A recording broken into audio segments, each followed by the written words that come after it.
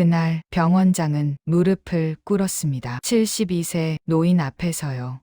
5시간 동안 대기석 끝자리에 앉아 계셨던 그 할아버지 앞에서요. 죄송합니다. 정말 죄송합니다. 병원장의 목소리가 떨렸습니다. 주변 사람들은 숨을 죽였습니다. 무슨 일이 벌어진 건지 아무도 이해하지 못했습니다. 그 노인은 아무 말 없이 천천히 일어났습니다. 허름한 점퍼 자락을 툭툭 털더니 조용히 말했습니다. 아픈 사람 앞에서 가장 먼저 봐야 할 건 보험도 돈도 아니라 사람 얼굴입니다. 이 이야기는 3주 전으로 거슬러 올라갑니다. 박영수 씨 72세 평생을 건설 현장에서 일했던 분입니다. 젊었을 때는 막노동부터 시작했습니다. 40대에는 작은 건설업체를 운영했습니다. 50대에 큰 프로젝트 하나를 성공시키며 재산을 모았습니다. 하지만 돈이 생긴 뒤에도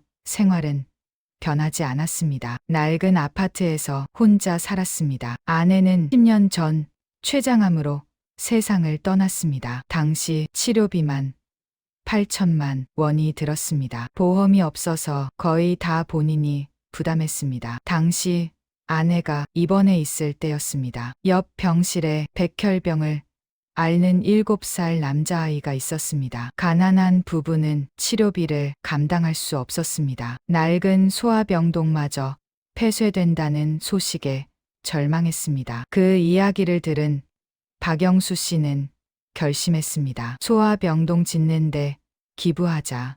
아이들은 돈 때문에 치료 못 받으면 안 돼. 아내도 울며 동의했습니다. 박영수 씨는 병원에 300억 원을 기부했습니다. 단 조건이 하나 있었습니다. 익명으로 해주세요. 제 이름은 절대 밝히지 마세요.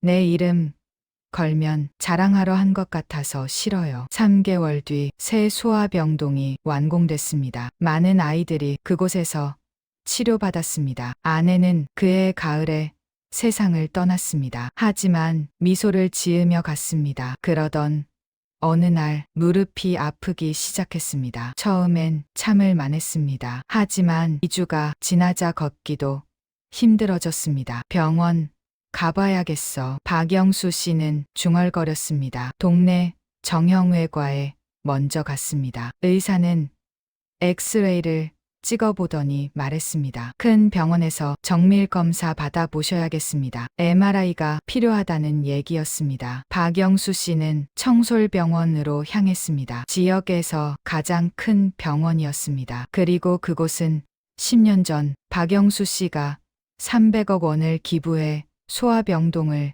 지어준 바로 그 병원이었습니다. 하지만 그날 그는 이상한 결심을 했습니다. 보험증을 일부러 두고 나왔습니다. 병원이 정말 환자를 어떻게 대하는지 보고 싶었어요. 나중에 그는 이렇게 말했습니다. 돈 없는 사람도 제대로 대접받는지 10년 전에 내가 돈을 냈는데 그 병원이 제대로 환자를 보는지 그게 궁금했어요.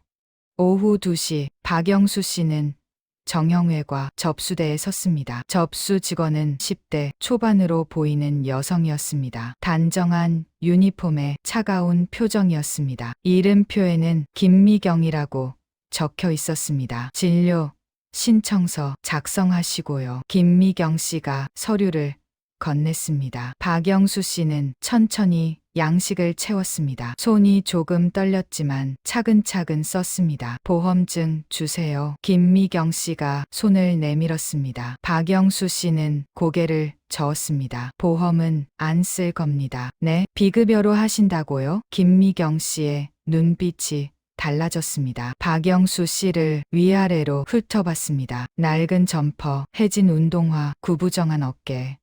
그럼 대기 시간이 좀 걸리실 텐데요. 지금 예약 환자들이 많아서요. 보험 없으시면 최소 5시간은 기다리셔야 합니다. 박영수 씨는 고개를 끄덕였습니다. 박영수 씨는 대기실 끝자리에 앉았습니다. 번호는 157번이었습니다. 플라스틱 의자는 딱딱했습니다. 무릎 통증이 점점 심해졌습니다. 30분이 지났습니다. 1시간이 지났습니다. 대기 번호판의 숫자는 느리게 바뀌었습니다. 박영수 씨의 번호는 여전히 157번이었습니다. 그런데 이상한 일이 벌어졌습니다. 중간중간 번호가 건너뛰어졌습니다. 132번 다음에 갑자기 145번이 호출됐습니다. 박영수 씨는 가만히 지켜봤습니다. VIP 고객님 먼저 모시겠습니다. 안내 방송이 흘러나왔습니다. 정장 차림의 중년 남성이 들어왔습니다. 곧바로 진료실로 안내됐습니다. 2시간이 지났습니다. 박영수 씨는 여전히 157번이었습니다. 화면에 표시된 현재 번호는 39번이었습니다. 계산이 맞지 않았습니다. 옆에 앉은 70대 할머니가 직원에게 물었습니다. 저기요, 제 번호가 언제쯤? 조금만 더 기다리세요. 순서대로 가니까요. 직원은 성의 없이 대답했습니다. 하지만 순서는 대로 가지 않았습니다. 보험 환자들이 먼저 불려갔습니다. VIP 멤버십 환자들이 우선 처리됐습니다. 비급여 환자들은 계속 밀려났습니다. 3시간째 박영수 씨는 물 한 모금 마셨습니다. 무릎이 퉁퉁 부어올랐습니다. 앉아 있기도 힘들어졌습니다. 하지만 그는 조용히 견뎠습니다. 4시간째 박영수 씨의 얼굴이 창백해졌습니다. 무릎뿐 아니라 다리 전체가 저렸습니다. 식은땀이 이마에 맺혔습니다. 하지만 여전히 번호는 불리지 않았습니다. 그때 한 젊은 남성이 접수대로 다가갔습니다. 저 좀 빨리 봐주시면 안 될까요? 죄송하지만 순서대로. 제가 급한 일이 있어서요. 돈 더 낼게요. 김미경 씨는 잠시 망설이더니 고개를 끄덕였습니다. 비급여 신속 진료 옵션이 있긴 합니다. 추가 10만 원 내시면 30분 안에 보실 수 있어요.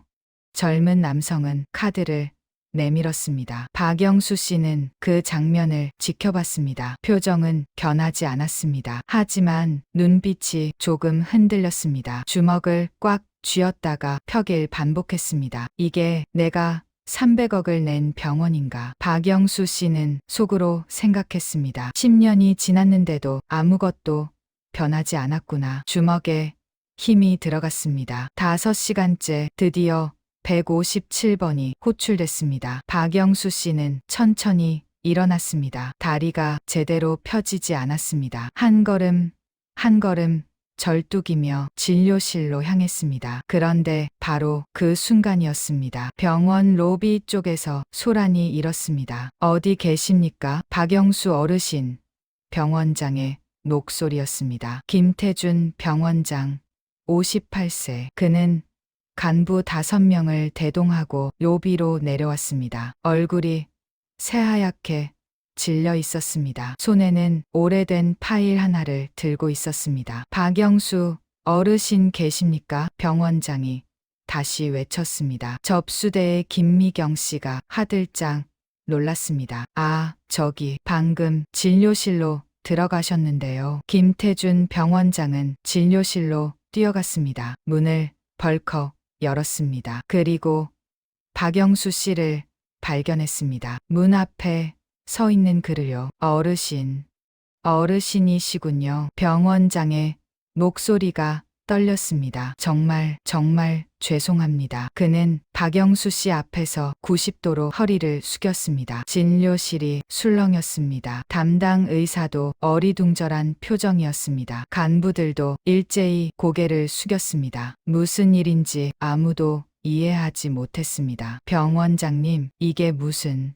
담당 의사가 물었습니다. 김태준 병원장은 손에 든 파일을 펼쳤습니다. 10년 전 기부자 명단이었습니다. 이분이 우리 병원 소아병동을 지어주신 분입니다. 병원장의 목소리가 가라앉았습니다. 300억 원을 익명으로 기부하신 박영수 어르신이십니다. 진료실에 정적이 흘렀습니다. 간호사가 손으로 입을 막았습니다. 의사는 황급히 자리에서 일어났습니다. 모두가 박영수 씨를 바라봤습니다. 박영수 씨는 조용히 병원장을 바라봤습니다. 화를 내지도 흥분하지도 않았습니다. 그저 담담한 표정이었습니다. 어떻게 아셨습니까? 재무팀에서 우연히 확인했습니다. 병원장이 파일을 가리켰습니다. 주민등록번호가 일치해서요. 정말 죄송합니다.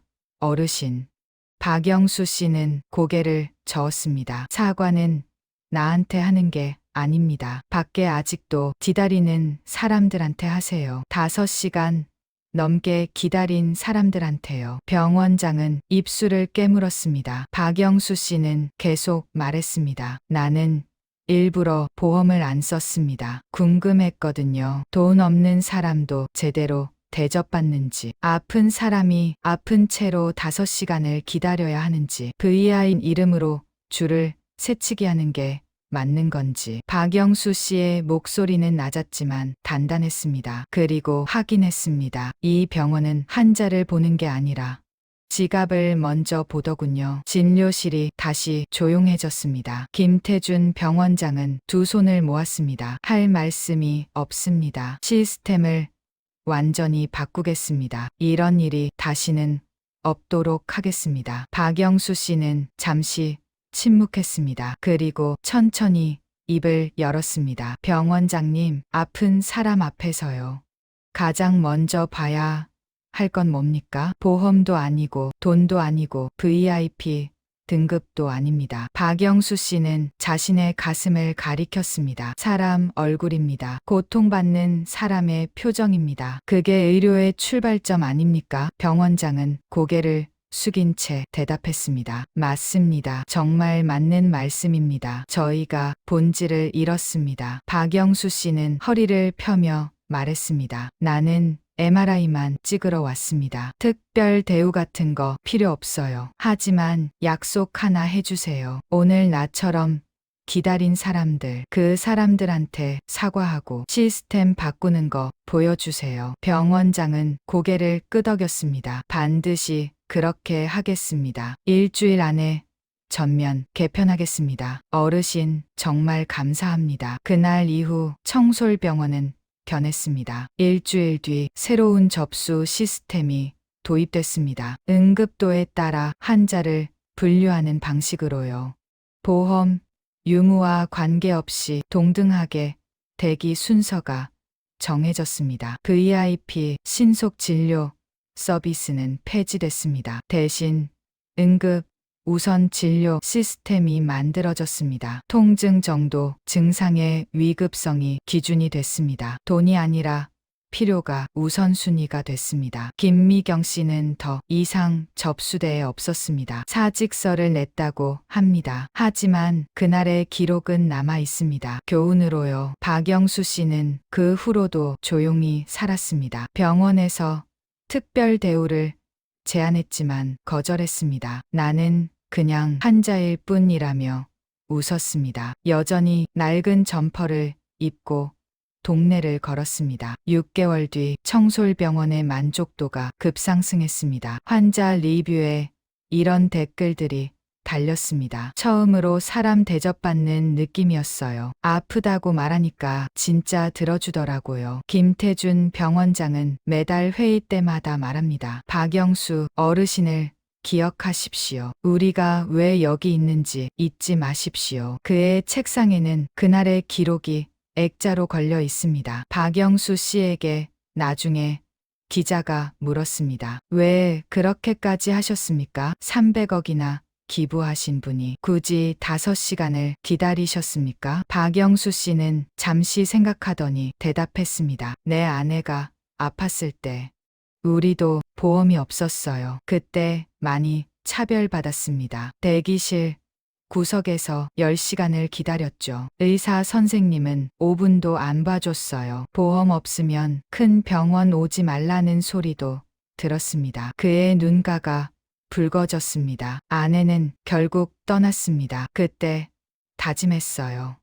내가 돈을 벌면 이런 사람이 없게 만들겠다고. 그래서 병동을 지었습니다. 그런데 10년이 지나도 여전히 똑같더라고요. 그래서 직접 확인하러 간 겁니다. 박영수 씨는 창밖을 바라봤습니다. 아픈 사람은 이미 힘들어요. 거기에 무시까지 당하면 안 되죠. 진정한 품격은 감춰진 곳에서 빛납니다. 박영수 씨는 300억을 기부하고도 이름을 밝히지 않았습니다. 인정받기 위해서가 아니라 정말 필요한 일이라고 믿었기 때문입니다. 세상에는 이렇게 조용히 선을 행하는 사람들이 있습니다. 사람의 가치는 겉모습으로 판단할 수 없습니다. 허름한 옷차림이 그 사람의 전부가 아닙니다. 통장 잔고가 그 사람의 인격을 말해주지 않습니다. 우리는 너무 쉽게 외모로, 재산으로, 직함으로 사람을 나눕니다. 하지만 진짜 중요한 건 그 사람이